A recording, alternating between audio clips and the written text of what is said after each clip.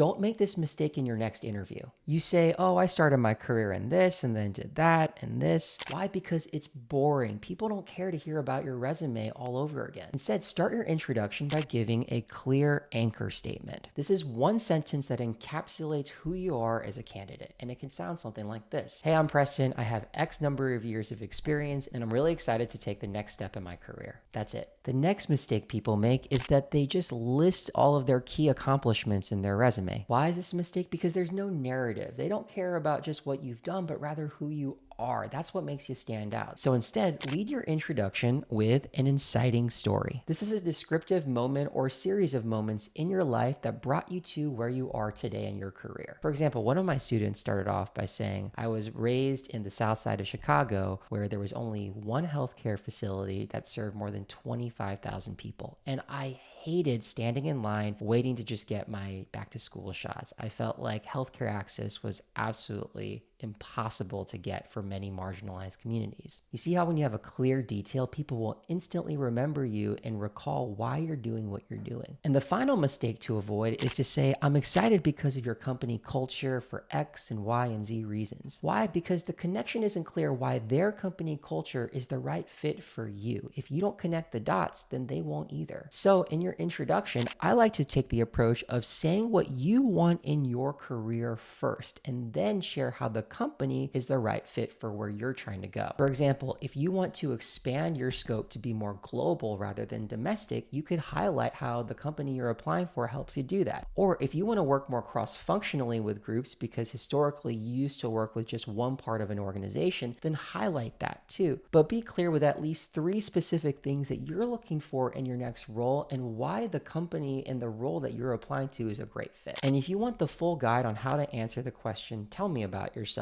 make sure to subscribe to the Career Comms newsletter because this Saturday I'll give you the full guide. Make sure to the link's in the bio.